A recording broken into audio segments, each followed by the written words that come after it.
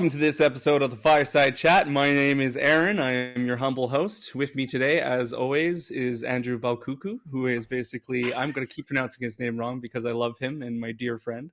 And joining us today on this special sneak attack Fireside Chat is the legendary Ed Greenwood himself, And who I he's kind of startled animated. earlier with my introduction, so I'm very sorry about that, Ed. Let's get right into it. We have something new and shiny coming out, and we want to talk about it. So um, let's start off by talking about what can we exactly expect in the Athcliath box set? Oh boy. That's right underneath you, Aaron. Look down. There's a nice little icon with everything that's going to be in that box. Oh, that is a lot of stuff, I have to say. Oh, yeah, don't forget the box. Yeah. Okay? We have to think inside the box here. So let's start with a box. And then there's this map. And then there's these booklets. And then there's, oh boy, well, lots of stuff. You see, I can't really talk about it because I don't do the stuffing the box. I do the, let's do this. Oh, and let's do that. Oh, and let's do this. And let's do that. And when did you want it by? Oh, I see. Before I die of old age. Well, Then I go, so you're saying you don't do any of the stuffing of the box, but it sounds like you're stuffing the box with quite a bit. But from stuff up here is what I'm hearing. Lots of great ideas. Absolutely. Yeah. We have brainstorm sessions. Just let's put this in, let's put this in.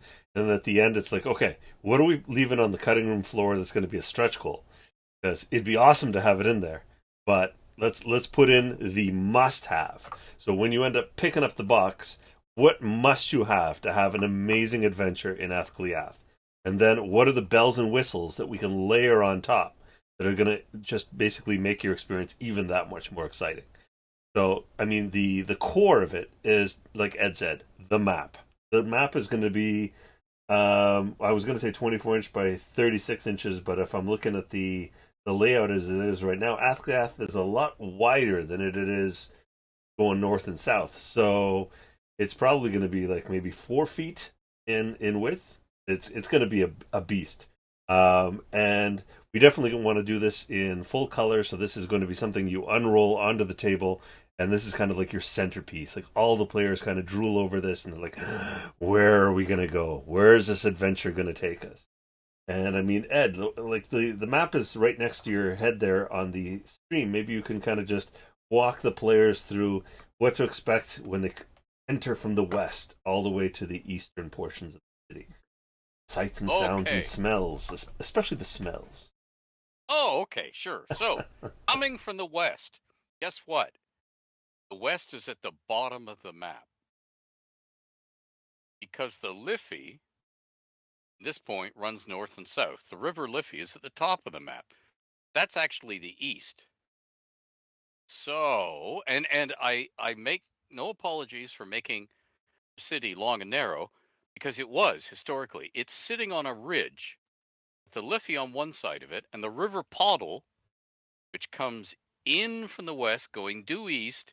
It steams towards the ridge, long before anybody was living on it, hits the ridge, hangs a sharp right heading south, and then widens into the Black Pool, which is where we get the name of the city, which was chosen by the Vikings when they were raiding. Before they settled there, they were raiding because the Liffey's tidal at this place. If you pull your longships onto the shore and then get some rest, or go raiding and pillaging, or drink, all those Viking things, you come back, your longship's gone. Because the tide has taken it away. Unless you spent like half an hour grunting it, not just up the beach, but into the trees. Okay? So, if you want a place where you can like moor it or easily pull it up on shore, you go into the Black Pool, this one marsh, which is why the city is that weird shape. Right, enough about Vikings conquering. And back to the city as it is, because what we're doing is maybe we should talk about the setting. Like maybe we jumped into the city a little bit too fast. So for those that maybe don't know what is the time period, what is the world, like what kind of setting is this city plunked into, so that if you wanted to take the city and move it into, let's say, your home campaign or another setting, like what's congruent with this. So Athcliath is pretty much Dublin in the 10th century. And around 930 AD, or about 925, 935 AD, this is a period where the Vikings actually own or control Athcliath. And this is basically their seat of power in Ireland. And they don't have the manpower to control all of the island. So what they've done is they've deputized a bunch of kings and queens and chieftains throughout the island to be their kind of eyes and ears and hands and feet and tentacles throughout the island. And there's definitely a resistance that's against this occupation, but it has been like forming for a generation or two because the Vikings have been there a very long time. Now, King Citrix hasn't been there that long, but his predecessors have been, and there's a lot of tension there. Now, the setting is also during what we call the Celtic Twilight, which is Ragnarok, the end of the world. So you are living through what is a current apocalypse. Your players are not trying to avert an apocalypse. This Athcliath is in the grips of the apocalypse. And so what has happened is the population of the island has actually like run to Athcliath as a beacon of security and shelter and resources. And well, King Citric is like, well, now I've got some taxation that I'm going to exert for all of these people coming here for these benefits. And so the city's become very, very interesting because it's bringing together three cultures: the Vikings, the Celts, which are the pagans, but also the Christian Celts in this time period. And they're all kind of as a melting pot coming down on the city in this time of absolute like tragedy that's besetting the land. And that's kind of where the setting is at. And take it away, Ed, for the rest of the city, I guess. Okay, sure, yeah. So, um, Ireland doesn't have a king yet. It has like 40 of them, and they fight each other all the Kings. time. Yeah, we're before Brian Boru. Okay, um, so King Citric is sitting on top of a heap of gold because he taxes at 100%. Yeah, next time you guys are paying your taxes and bitching about your government, he taxed at 100%, doubled the price of everything because he was the only game in town.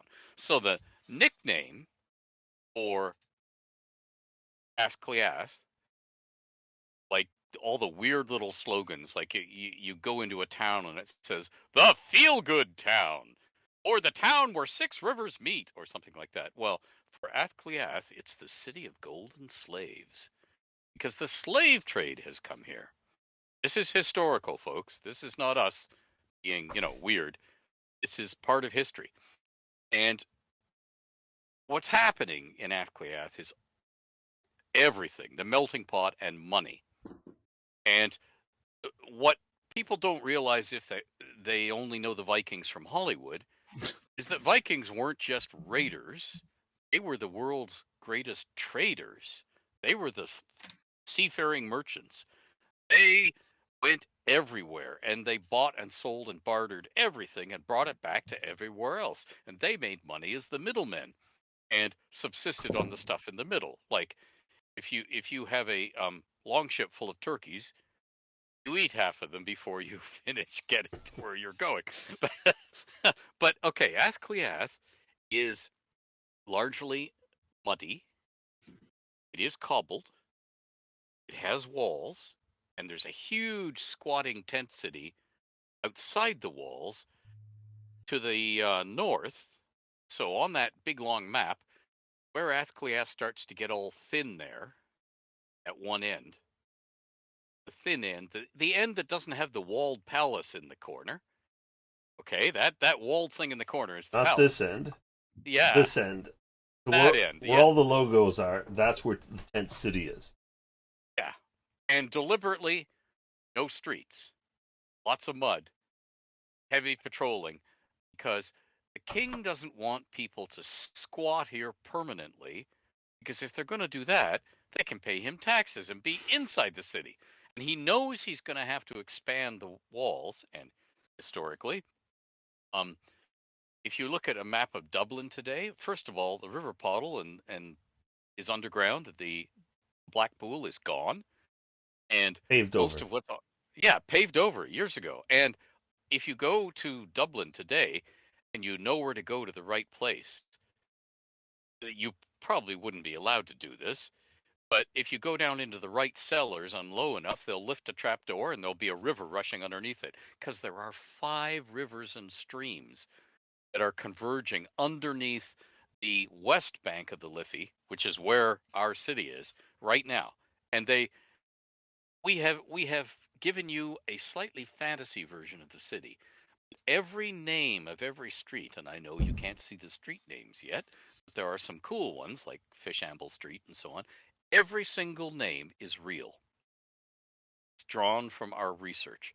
Now, before somebody looks at our final product and says, "Oh, you put it in the wrong place. Flesher's Lane was never there." I got news for you. They rebuilt and moved everything inside Dublin over and over and over and over again. Entire cathedrals and monasteries were just bulldozed. Well, okay, not with a bulldozer, with a bunch of guys Yep. robbing the stone to Stone build by something stone. else with. Yep. Yeah, And especially everything during the moved. Viking period. And Citric was completely against the what we call the White God in Fate of the Norns universe, to have a little bit of separation from the real world, and that's the Christian faith. And so he's completely against it, and it's kind of like banned and frowned upon within the city. But we do have little pockets hidden away in the city, and that's kind of the fun part is discovering these little mysteries and hidden away gems hiding down alleyways. Yeah, there's some things in the city are big and in your face because the king rules, so he's got a big in your face palace. And Citric is the one-eyed king because he gave a sacrifice to Odin when he was a young teenager. He sacrificed one of his eyes. And strangely enough, just inside Iron Gate, and Iron Gate is the south gate of the city, right at the side of the map there, the side with the black pool. Just inside Iron Gate is a golden dome temple to Odin. It's sort of landmark. There are some other landmarks in the city, but just to give you a general thing, the east end of the city, the closer you are to the palace, the ritzier your house is. The closer you are to the docks and the Liffey, which smells, the more humble your house is. And when you see the final map, you will notice that really expensive buildings have slate roofs. Most good new buildings have tile roofs. You'll see a lot of cedar shake roofs sort of in the middle. Older buildings, if they're important, like corner buildings like inns and taverns, and there are a lot of them, will have thatch roofs. And I shit you not, audience, Ed went to that level of detail when he sent the guidelines for the artist. He was like, "All right, I insist that we get the roofing right, and I will send your artist reference materials for every single roof and pictures in terms of what the material looks like in case the artist is not familiar with it." So this is the level of detail you guys can expect out of this city. There's just a incredible amount of minutia that's going into this, and the dynamics of the neighborhoods and why the sprawl is the way it is, and the materials used, and the reason why the blocks are a certain way, and why there are wells in certain blocks. It's incredible. Yep, those are the wells. So I There's have a to pump. ask, Yeah. why build a city here? Like, it doesn't sound like a really great place to build a place. Like, Well, I'm not. no, wait a minute. To the Vikings, it was because this whole forget I'm holding this. Go back to the real map that you can see there. That's a ridge beside the Liffey. Mm-hmm. Yeah. Okay, so you can climb up on it. Where the fort You, is. This is on the side here that I'm pointing to. yeah. Okay. So you can look down on I- what's around. To the palace end of the map is not just the Black Pool, but a huge marsh. Across the river, on the other side of the Liffey, it's all marsh and little creeks coming down to the Liffey. So that's why the ferry and where they're trying to build the bridge, and where the ferry is upriver, okay, at the end of the city, because the east bank across the Liffey is not solid enough to have a road on it until you get that far upriver. Huh. So this is an ideal site locally, and it's an ideal site because the River Poddle helps you from getting lost if you don't if you're a Hibernian, if you're an Irishman or an Irish woman, and you're following the road is already taking you beside the Poddle, so that your beasts can drink from the Poddle, so you can dip water from the Poddle, and so you can travel and not get lost. And the Poddle goes straight east until it hits this ridge, and then it curves to join the Liffey. So that's why, and it's not the only one. There's actually a highway, a coastal highway amongst the Irish, and what you must think of that is a cart track, Mhm. okay? But it's a marked cart track, and people along it are used to feeding you for a fee, watering you for a fee, and letting you camp for a fee. So before the Vikings come, which is also why the Vikings wanted to raid it, because they reached this point, they've got a defensible place, they've got a place they can put their boats up, and it's right on the coastal highway, so they can say, "Hello, that's mine now." So all of this means that's where they are, Yep. and this is where the tides on the Liffey, at this point on the Liffey, become totally manageable for one person in a corrick or raft or on a log or two logs lashed together to make not quite a raft. Below this, he's fighting the tide, or she's fighting the tide. At this point, she can navigate. So all of that means it is a place for clans, Hibernian clans, to come together, and therefore it's a place for the Vikings to conquer and say, "Thank you, this is our city now." So this Okay. And Michelle's actually mentioned two things here, because it was also a strategic position between yes, Northumbria and the Atlantic Viking strongholds, and it was an easy place to basically bring serfs and ship them out.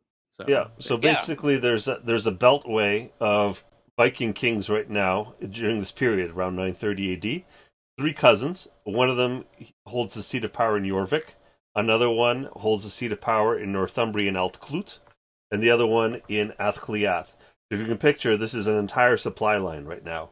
If you're heading westward, you land in Jorvik, you drop off supplies, you resupply Altclut, Altclut resupplies Athcliath. So this is an entire beltway that they're trying to maintain. But you've got a Christian king, Constantine II, to the north. You've got Ethelstan to the south. So it's a contested land. Okay, so it really was more of a city of like convenience slash strategy than actual. This is a nice place to build, So oh yeah, okay, no, okay. That's actually it's really not a interesting. nice place to. It's not a nice place to build because it's a marsh with flies. And that's Which one is of the challenges, I think, for our guest authors when you say write an adventure in a city. There's so many tropes in high fantasy cities of like, let's do an adventure in the sewers. And it's like, there are no sewers in Athcliath. You go down like 3 feet, you're getting water. I mean, you could do it in like the actual river. There you go. Yeah. There you go. Yes, Yeah, yes, yeah, yes. yeah.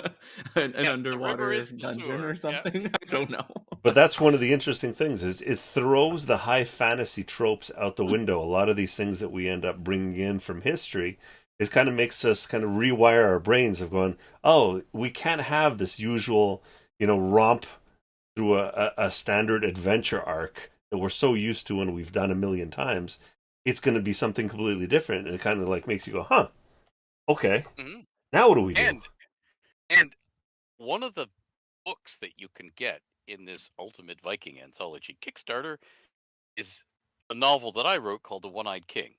I mean, you can get lots of other books in this Ultimate, That's a but good one. The One-Eyed King takes place in the city of Athcliath. Okay, aside from some very few short scenes where people are arriving or leaving, everything's inside the walls. And one of the things you'll see early in that novel is a scene where somebody goes to their cellar, I won't say why, but it is urgent that they stay alive by getting into the cellar. And guess what they're doing in the cellar? They're in water up to their neck.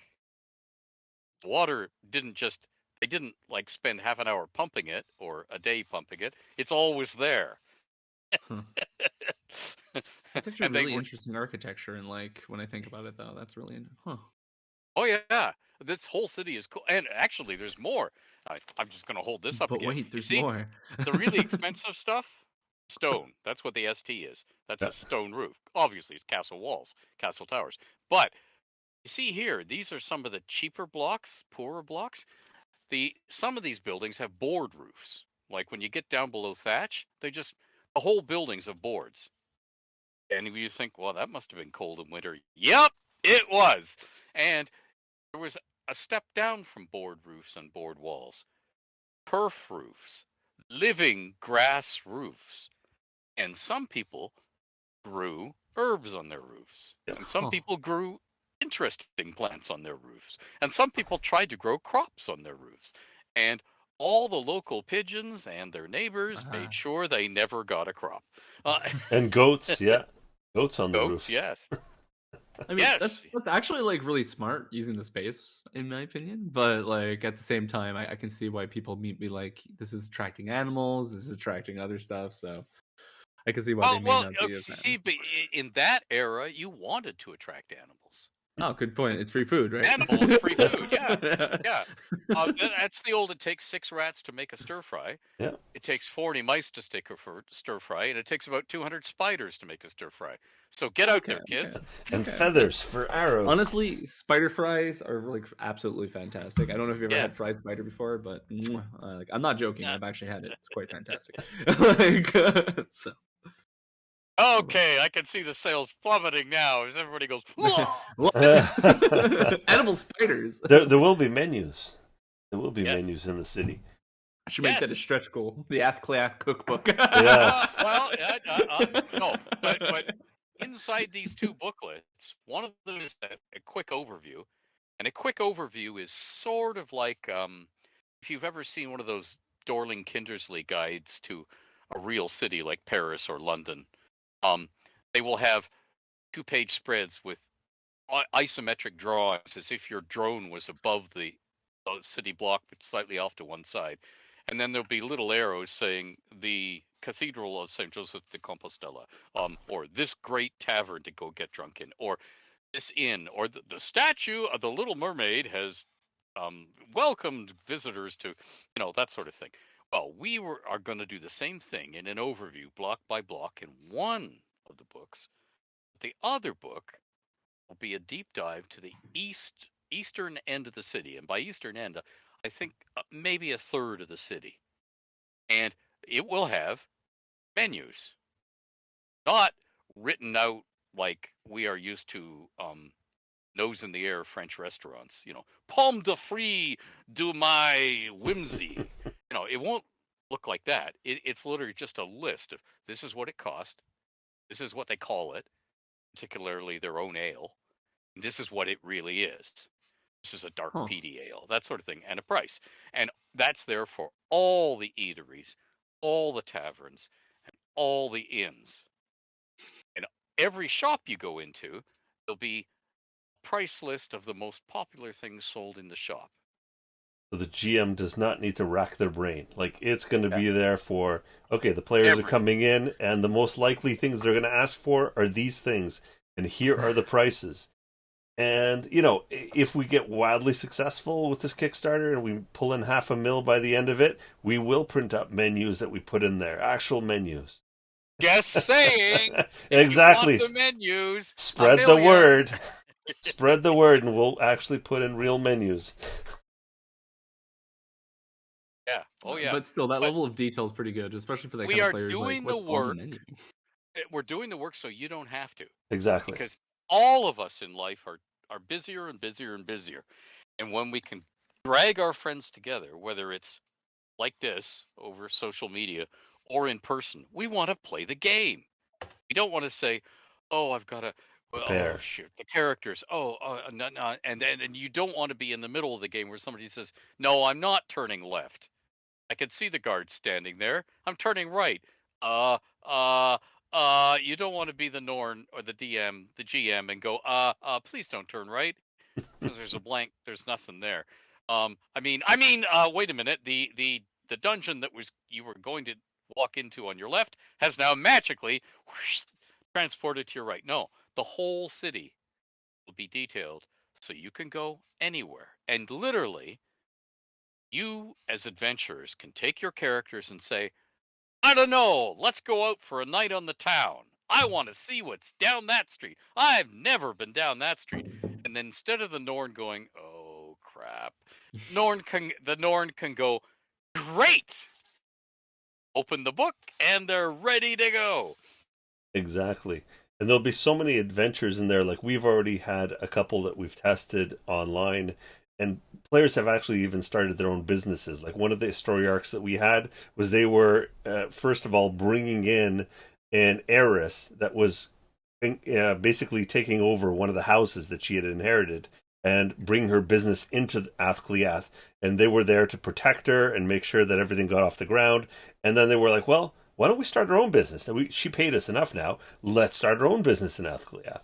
And so they started their own little mercenaries guild. And then this is where Ed and I got our heads together and we're like, okay, so how do mercenaries work in Athcliath? And we're like, okay. And Ed's like, well, Citric would never allow big bands of mercenaries. They would have to be controlled and licensed. So there would be card-carrying mercenaries, and they would have to be small bands. So there's never a threat to the king. So Ed, you can elaborate on this. This was a very interesting discussion that came out of just one of our beta test adventures within the city, just romping through. Yeah, because one of the things that's happening is I'm frantically detailing city blocks. And because I don't want to get lost, there are 96 city blocks. I don't want to miss any. I've taped this giant map together. It's too big for my dining room table, which is doom right to begin with, because you can forget something because guess what? It fell off the map. Ha ha. So you are putting the map on the table and you're taping the map together, and it's this size. These sheets I've been waving around, they all go together. Da, da, da, da, da. Okay. Not quite like that, but because the sheets I happen to have up with me are things I was checking on for the block I'm detailing now. Because I have to check everything as to, okay, so if you're out of fish, are you going to direct me to somewhere else? Are you the generous sort of guy who does? Well, okay, so where would you direct me? I have to put the next map piece together and make sure that so it all makes sense. So I'm doing all this and I'm working out how the patrols would normally patrol. And by the way, that's not going to be in the buck set, because the nice thing about patrols is, let's go this way. Let's break the routine and catch somebody. So they're not good. Anyway, but one of the things you learn when you're walking around the city is what you'll see from anything, any particular vantage point, and how it works. And one of the things Citric does not want is small bands of mercenaries who have their headquarters or live on his doorstep. Because that means if you run around all the taverns and say, I need to hire you for a special job tonight. How many scat would you like? Okay, I'll triple it. What? Yes. This is going to be a fun mission. See that wall over there? That's the palace. Yeah. Did we say triple it? I meant quadruple it. And then, you see, the king does not want to give half of his guards off because there's a wedding. And they all get drunk. Or they have upset tummies.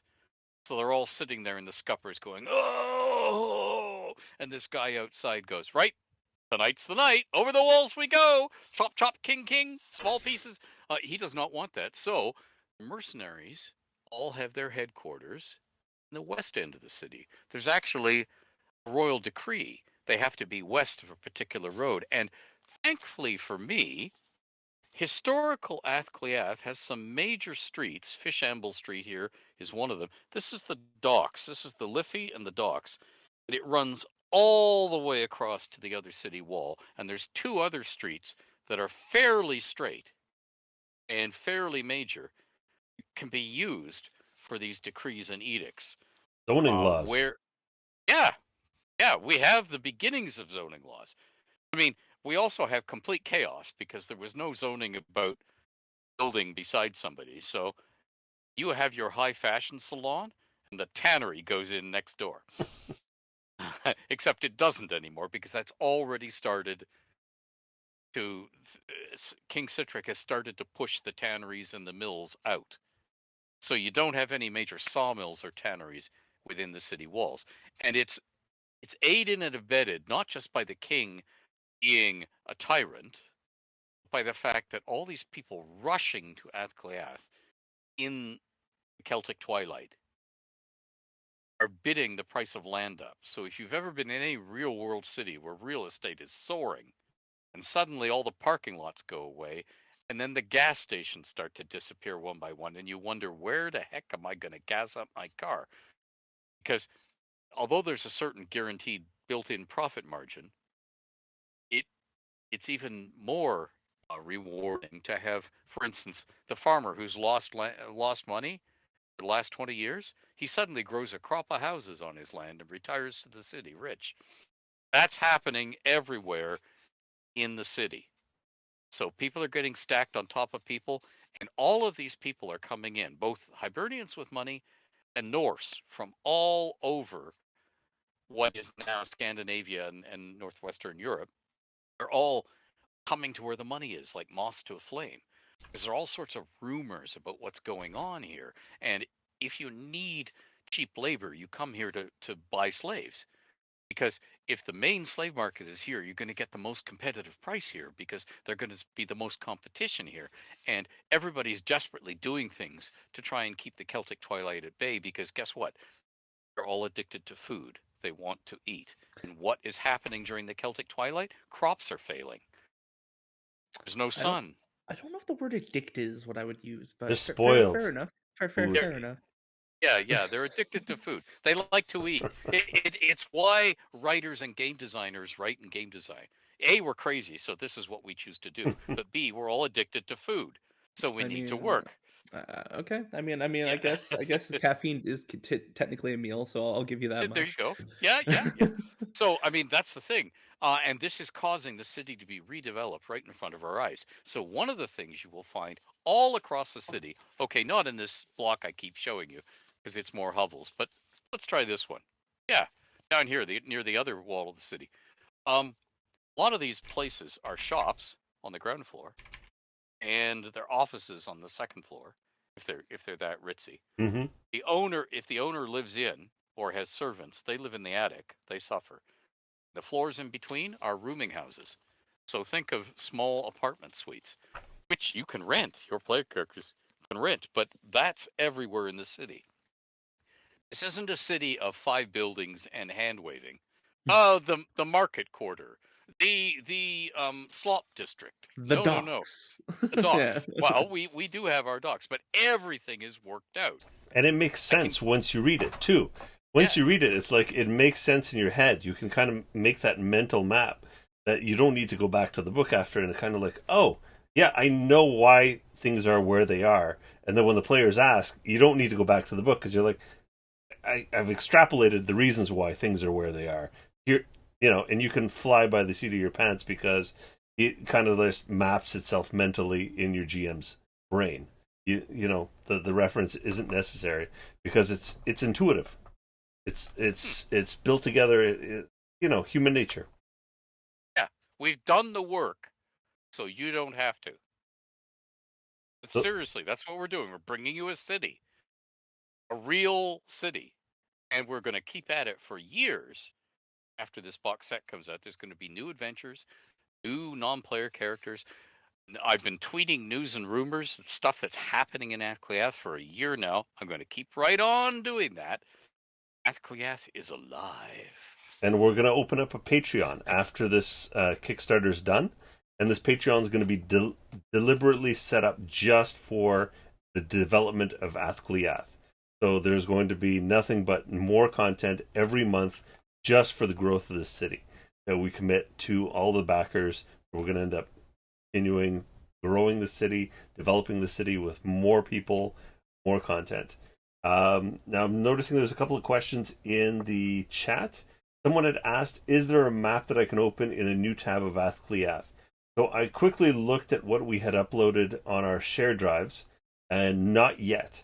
So it is something that I wanted to put up on a shared drive so players can look at it, but we haven't put anything up just yet. So look for it in the next couple of days. We're definitely going to have something that players can open up in like high res and be able to take a look at it. What I'd like to do is put a little bit of, I guess, some quarters or some information, like some overlays, to give you a little bit of a bearing, like where the main fortress is, where where the docks are, like what the river is to the north, label the gates possibly.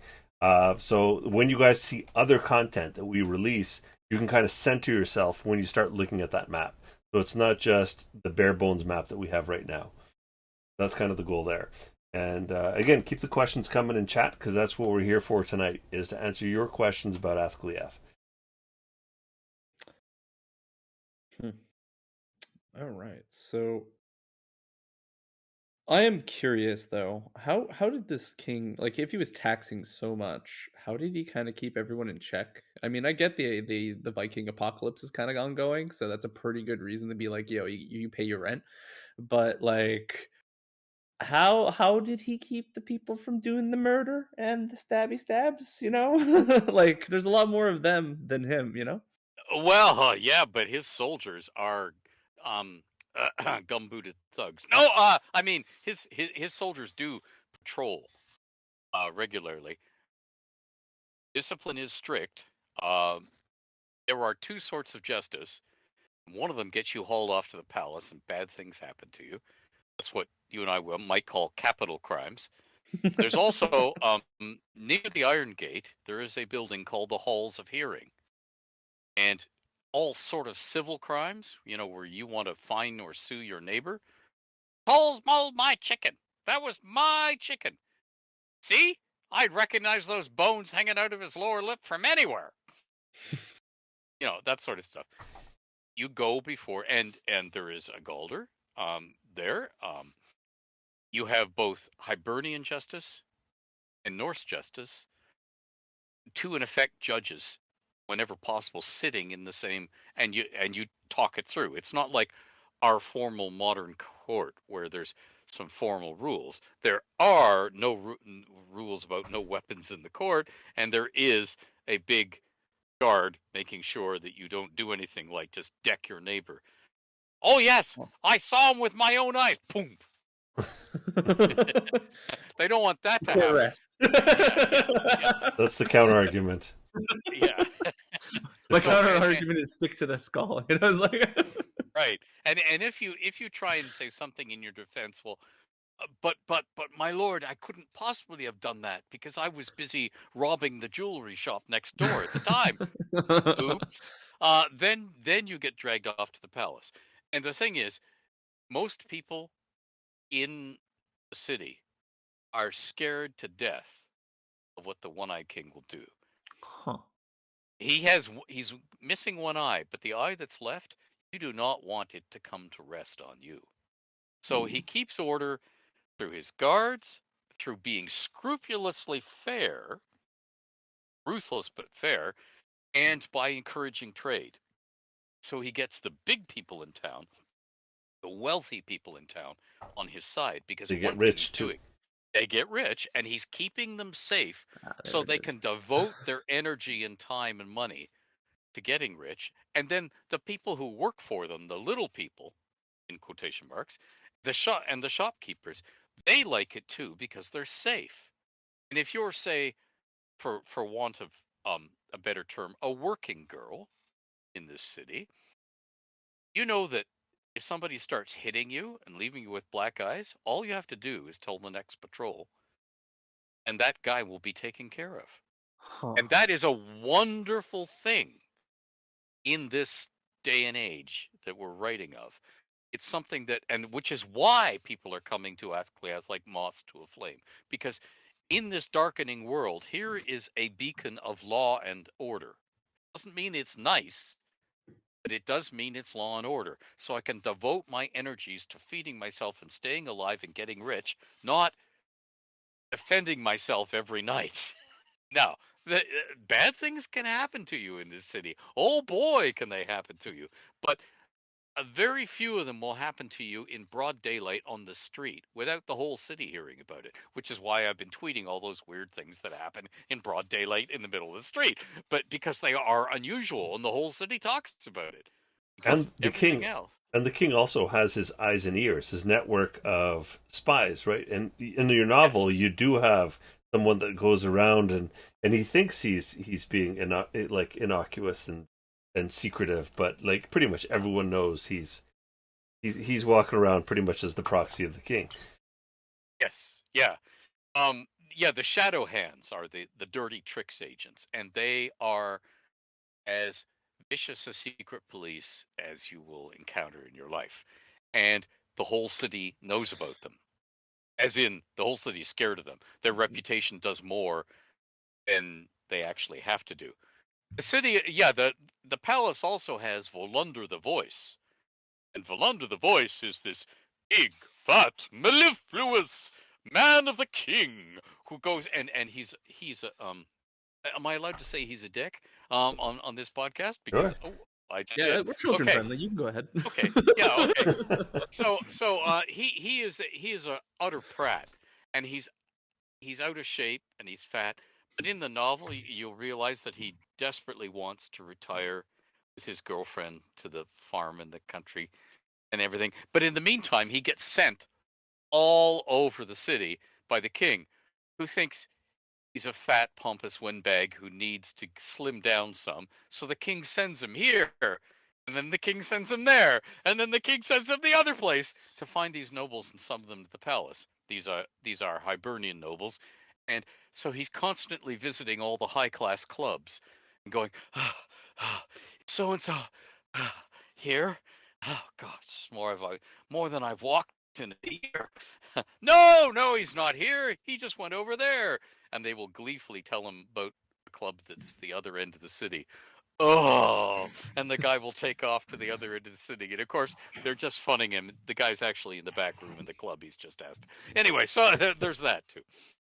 He starts off as a dick, but he grows on you. Like he was one Yes, of the funniest like guys. mold. Yeah, like mold. So We've got another question. yeah, we have a question that segues into that though. They're asking basically along the lines of it's actually there's kind of two questions here, but the first one Yeah. is like, is there political prisoners or the equivalent thereof? And I think it's in regards to what you were just talking about, like people who are essentially, the typical, yeah, you're gonna live with me, everything's fine. Like I'm assuming, or Oh what do you yes, think the management system was? yeah. That There are guests of the palace. that's what I guess the They don't palace. they don't appear in my novel, but they are implied strongly. There are certain scenes in the novel where people are prancing around the palace. There is indeed. I'm going to let you know a little secret here. It's not much of letting in because the whole city knows about it. There's a secret passage through the walls of the palace.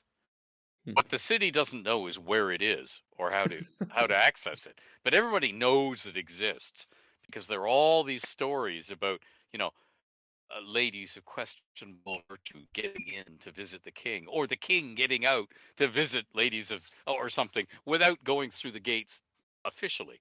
So everybody knows there's a secret passage, and there are scenes in my novel where the shadow hands, it's like rush hour. The shadow hands are issuing forth a whole band of them. Okay, gotta go now, and they're actually about to bump into people coming in the secret passage. Anyway, but it is implied in the various scenes where we're prancing around the palace that there are indeed residents of the palace who don't particularly want to be there. They're not imprisoned. It's a gilded cage Hmm. prison, but they are not free to go, and they are certainly not free to go anywhere without an escort, which must make going to the bathroom occasionally very interesting. But anyway, I didn't cover that in the novel because hey, page count. Yeah, we had Well, to cut out the shit. I get you. I get you. the poop was already piling up. And there are other stories that actually segue into this from our previous books, like Denizens of the North. I do believe there's one story with King Gorm the Old's son, who actually travels all the way to Dublin to woo King Sitric's daughter in marriage. So that's one of the story arcs or adventures that the players can be pulled into because, well, it doesn't go as planned. Let's put it that way. So that's one of the broader story arcs that gets tied into Athcliath from the greater Midgard world. Ooh. Oh, and I should mention one other thing. King Citric has to have patrols who are incorruptible, or fairly so, and pretty good at their jobs and can respond quickly. Because what's one way to cover any crime that you want to get away with in this city? Have a slave break. Because it's like setting 15 houses on fire. All the attention will be on the problem you've created. Now, you don't want to set 15 houses on fire because you can set them on fire, but you can't stop them, and it will spread wherever. Slaves, you figure you can, like, the king is already ready to take control of that by means of these, as in soldiers, and you'll see that in the novel, the massing the lanterns, and they have horn calls. They blow war horns to each other, and they have a code. So they're going to be converging from all directions on anything that goes wrong. So you have a runaway coach and wagon, or you goad one into running away, or you set a wagon on fire and let okay, there's going to be an immediate response. And that's what keeps the lid on all of this. Okay. Absolutely, and that kind of segue us into the other question, which was, is there a black market with the heavy taxation? Yeah. Is there a black market? And so, definitely some crazy things like setting things on fire you'll get away with in certain districts where there's less patrols, right? So we did talk about places which are kind of like no-go zones for some of the patrols because, well, they've become very, very dangerous and run by organized crime and other weird what do we call them? Cabals. Cabals. Yes, that we can get into later on in the stream. Get into the details of the cabals, but yeah, definitely black markets. Go ahead. Black markets? Well, okay. Everybody in Athcliath has to decide, how illegal am I going to be? Like, am I going to have a side fiddle? Or am I going to be scrupulously clean? Some people don't have the means to have a side fiddle. They're a drudge working in a kitchen or on the docks or whatever. They're just too blame tired. And they don't have the coin, and they don't have the contacts.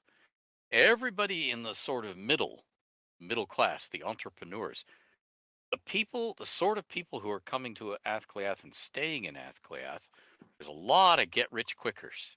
There's a lot of people who are speculating, and they always have 6 or 7 irons in the fire.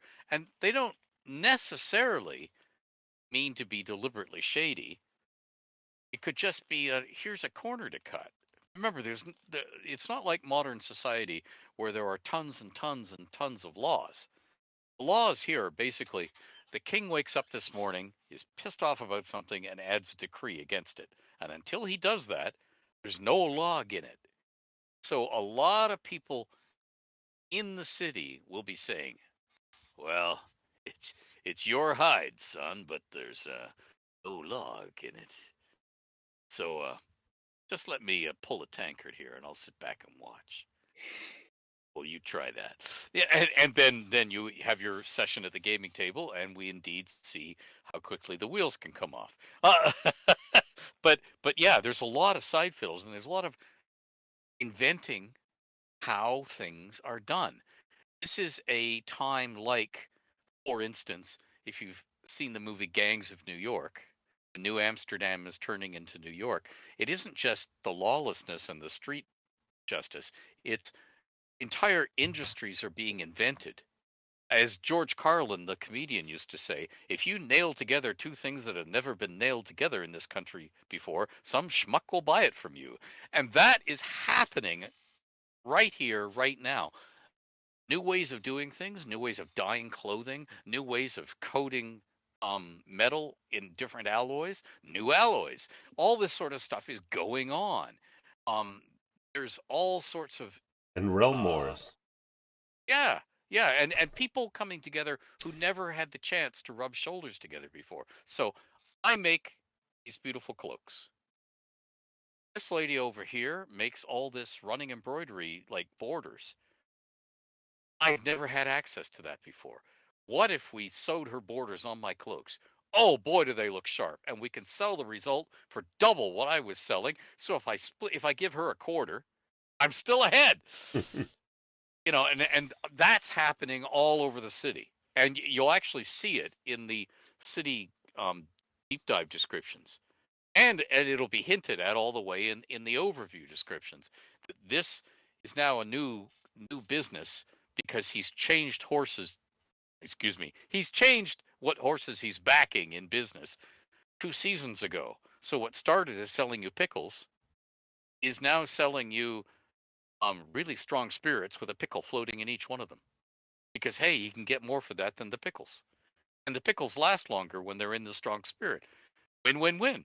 All right, and this sort of stuff is happening everywhere across the city. People are innovating, and it's really cool. And some people in the setting are really excited by all the new changes. You're there. You are there when things are new and changing. Yes, the world is darkening, and we're all going to die. That's the Ragnarok. That's the Celtic Twilight. Look at these cool new things we can do to divert ourselves while we're dying. Oh, this is gonna be great. I'm gonna die rich. There's that old Goon Show joke, where Caesar says, "And what is this man's fondest wish?" He says, "Caesar, he wishes to die rich, and so he shall. Give him the sack of gold to hold, and then strangle him." There you go. We could do that. Yeah. And the black market's pretty much got all the supernatural stuff as well. So we've been mostly on the historical side of things, but there's a lot of the supernatural. So we've pulled in a lot of the fairy tale stuff, the fae, but there's also the Tuatha De Danann, the gods of the Celts. We've got the pan-Celtic gods that have awakened from the other world and are crossing over. We've got the Viking gods, and we've got the Dvergar. Dvergar are the resourceful blacksmiths, and they have a hub here. So as much as from the non-black market side, you've got the slave trade, which is very, very lucrative. In the black market side, you've got the realm ores, and the realm ores are the ores that are brought in from all of the other worlds. So if you look at the Norse cosmology, you've got the 9 worlds that hang off the world tree, and for the Celtic realms, you've got the other worlds. So the realms of the gods, the realms of the fae, and all of these ores are finding their way into Athliath.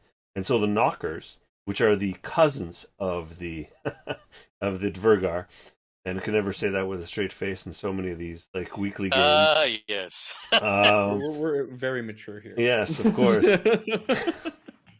And yeah, that's us mature. Mm-hmm. And so the Dvergar and the Knockers end up running a huge cartel of realm wars from other places where you've got all kinds of merchants that are coming in, and they know about this here. But this is just a really well kept secret, and this is everyone's minting gold at this point. This is people are not coming in with silver; they're coming in with pounds and pounds and tons of gold to pay for this stuff inside Athliath. So there's a whole other level when you bring in the supernatural into the world of Athliath, and that's you're going to find in there as well. And that's really coming from the mythology and the fairy tales. So what I'm understanding is not only is it a mixing pot of culture, not only is it a mixing pot of basically just like, all these different kinds of people, but it's also a mixing pot of all these different magics, these different, mythos and stuff like that. So it really is like a powder keg from what I'm hearing, ready to go. So that's actually really intriguing. Huh. Yeah, there's so much. Go ahead. Sorry, cut you off. No, I was just going to say, you're there. You're right at the thing where you're in an important city when it's just blowing up, and I don't mean exploding. I mean, Yeah. everything's it's expanding wildly. The money's ramping up. People are coming from every corner of the world. So you will literally see, when you played your Christmas carols, and they mentioned gold and frankincense and myrrh, and you said, "What the hell's myrrh?" Okay, well, guess what? All this stuff is there for sale. Yep. The Vikings brought it. Yeah, from the Mediterranean basin. They've traveled everywhere, right? So you have a very multicultural city as well. So you will find people of all cultures there. So this is not a monolithic culture either. So you've got travelers that have been brought in by ship, not necessarily slaves, but also other merchants that have come in from the Mediterranean and beyond, the Volga trade route from Constantinople and beyond, that have come to Athliath also share in the wealth and bring all of these these riches and these exotic goods from overseas. So this is really kind of your if we've got D&D people here, it's oh crap, what's the Planescape city there? The other one, the Nexus. Sigil? Sigil, that's it. It's your sigil. It's your Midgard Yeah. sigil. And to harken back to what you asked earlier, one of the ways that King Citric keeps all Norse people from being brained by having cobbles thrown on their heads when they walk around a corner is he's made very careful, and I mentioned that with the halls of hearing. So the Hibernians, the Irish, whose city this was before and who still outnumber the Norse, they get treated equally, or at least on paper. No, he wants them to feel um, not resentment towards their king, but okay, I don't much like not having an Irish king because I'm Irish, but this guy's treating me better than I've ever been treated before. So I suppose I'll and part of that also, if it's a trade hub, if you have a visibly different skin color and come from a far country and you have a funny accent and you're struggling to be understood when you're making trade, if you realize that the king's soldiers, the patrols, are going to treat you just as well and make sure nobody mugs you and make sure that you are treated fairly by your innkeeper, and you say, I love being here, I'm coming back, and that makes the trade work for everybody, and then everybody sees, hey, this is a good place to be, and that's why this city is mushrooming. And Yep. this also makes it the most interesting, because if you're a shape-shifting monster, this is the place to be. I mean, it's the easiest place to hide is in amongst a bunch of people. Oh, we got another Yeah. question. It would probably be our last one for tonight, as we. But it's an amazing question that goes right into Ed's novel, and I'll be right back. Well, okay. Uh-oh. Well, I like Uh-oh. how you did that, but okay. Basically, we're Wow. asking: is there any anti-throne settlements among the population, or is the king's position secure with no real opposition? Okay. Um, one of the things that you can learn from real world history is that people, any people, don't like being conquered and occupied. Of course. That there's just, there's something that sticks in our craw from being um yeah, from above. So, uh when you open the pages of the One-Eyed King, I think the first sentence you will, I'm going to do it right now. I'm going to open electronically. Yes, chapter 1. The first sentence you read of actual text is, I am come to kill the king. Nice. Okay. Though she knew not how yet. That's the second sentence. Now, before I do the big reveal, which I'm not going to do because, hey, I'm going to tease because I am a teasing old man. No, that came out wrong. Okay. It's okay. Okay, cool. Okay. Um, before I tease you about who the she is, what you will actually see in the pages of this novel is a bunch of people coming to the city.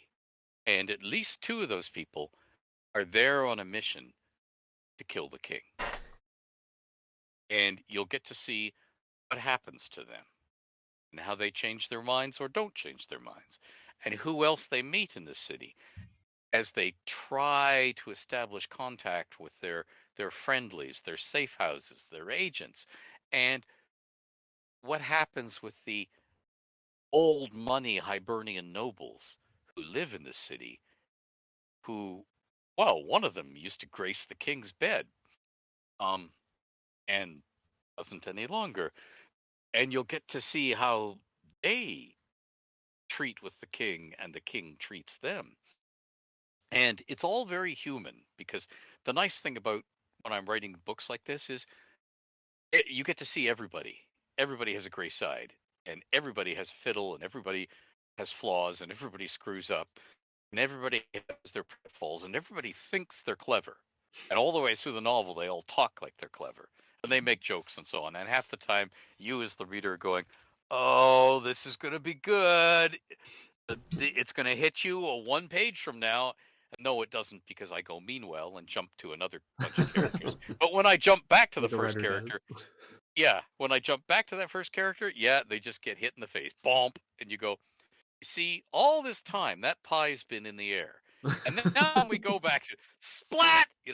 So I mean, yes, the king's uh, seat on the Fleet throne is never secure.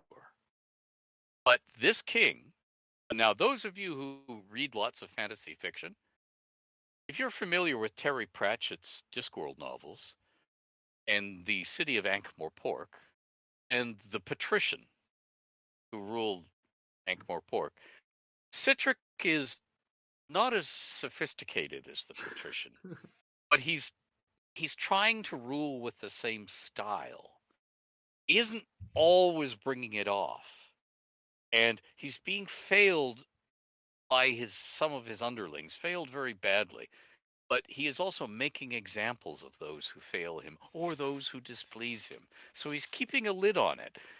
But what that novel will show you, and the reason I can feature my novel is because I wrote it. So I've read Misadventures of Mindle, which visits Athcliath, and I really enjoyed it. But it doesn't treat in the same way with the levers of power in the city. This one does, but I'm doing levers of power at all levels, from poor people in the streets who are tossing the really rotting stuff that pigs won't eat out of the back door of the kitchen, at some seedy eatery, all the way up to people in the palace who said, "I believe you missed a spot." Okay, so it's all of those people. So you get to see them all doing their pratfalls and bumping into each other. So I would not say the king's seat is secure. The king would not say the seat is secure. In fact, King Citric, if you asked him point blank, and you were, say, another king, like, say, a cousin that he trusted and didn't expect to be drawing swords with, he'd say, "The king who assumes, the king who trusts, is very soon a dead king. So I will neither assume nor trust." That would be King Citric, and you'll see that in the Mhm. novel, but you'll feel it when you're reading the box set. Now, just remember, all of you out there who want to kill the king and take his place, or just kill the king to kick over the city like an anthill, just remember, when you kick over an anthill, if it's full of fire ants and you don't run fast enough, What happens? It might hurt a yeah, little. yeah, Players are known So, to do that, though. They do I, like those. Let's burn the place down. yes. What was that thing at the Black Panther? "I'm gonna burn it all." And the moment I saw that in the trailer, long before the movie was out, he says, "I'm gonna burn it all." I said, "Oh, you don't have a long future, my friend." I've plotted these things before. Absolutely. So that's some of the joys that we have bringing this city together for you guys. And so we have a whole bunch of fireside chats planned in the next 3 weeks with every single one of the creators that's on there. If you guys have any more questions, throw them in the panel right now because we are going to wrap real soon. And we have who do we have? We have Vincent planned for Sunday, right? yeah, we So have he someone is tomorrow. my co-conspirator for Vergesa the Firewolf. And then we have a regular fireside chat where we just talk to industry folks. We have Phil Brucato, from former White Wolf alum, tomorrow night. But tonight we have the one and only Ed. So now's the time to ask you questions if you have any for Ed. Yes, I'm wearing pants. Before you ask. Lies, Well, there was lies. my question. It's like, I'm just gonna throw my questions out the window. I had so many Oh, more okay. pants involved questions. Like just horrible. They're all pants. Pants It's all related. pants. It's like all pants the whole way down, right? So that's All it. right. So yeah, we're huge fans of things like box sets, like from what's it called? Call of Cthulhu, where they ended up putting in like matchboxes and menus and stuff. But that was made with massive budgets. So spread the word for the Kickstarter. We're gonna try to make this as like cool of a box set as possible, but we're doing it with the budgets that we have based on the Kickstarter. So spread the word. We're gonna do the best we can with the means that we have at our disposal. We do have So it one would question really be actually. good if you funded the Kickstarter. Yeah, which I will Yeah. link right now in the chat if you're interested. And we're already more than halfway. Like we put it out I think either a day or two ago, and we're already 2 past days. the halfway point. So feel free to give us a little bit of love, a little bit of help if you can, or at least a share. I mean, that's at least free. So every little bit helps. Now we do have one question for Ed, and it is, why are you such a beautiful human being? Well, angels. Oh, never mind. Am I a beautiful human being? I don't know. I look in the mirror and go, I'm a pale shadow of an excuse for a beautiful human being. But that's merely the physical. Yes, I am beautiful, am I not? Hollywood, here I come. Um, but I'm no longer shapely. Although I now have boobs. It's not that you notice them because they're resting on a belly. And when I was younger, when I was young and beautiful, um, I had no belly. So, but if we're getting away from the merely physical, I don't know. You see the thing about life is you only we know about for sure. You only get to do it once. So you might as well have fun. And the best way to have fun is to make friends, be good to them, and treat everybody with love. And if you do that, your world is brighter, your life is more fun, and the life of those around you is more fun, and it's infectious. So if somebody's referring to that and me being a beautiful human being, that's cool. And thank you. Yes, I intend to be nice to people and treat them with love, which is not the same as making love to them. I just want you to know that. For the rest of my life, because yeah, this is the fun thing. And I want to do things. I want to make new friends. Gaming is one thing that does that for me all the time, and I want to do cool, fun things with my friends. Hi, friends! I'm on a chat with two of them. See, you make new friends when you go on and you do stuff with them, and then you get to spend like hours every Sunday talking about cool ideas, really cool ideas. And if anybody who's watching this is stupid, I mean, brilliant enough to put either Andrew or myself in charge of a Hollywood studio, we too could Oh, make really cool oh movies. yeah. And in which there would be dancing girls Sequins. played played by me Yes. because I have the Ascoliath sequence. After Dark. Yeah. Yes, yes. I was not ready for that while I was drinking water. Thank you, but well, on that beautifully positive note, I think that's a perfect place to end this episode. Thank you, Say Aaron, the for least. being an awesome MC as always. I do my best, and I would like to start basically end this off with: if you are interested, please check out the link for the Kickstarter. I just did put it in the chat, and well, skull guys. Goal!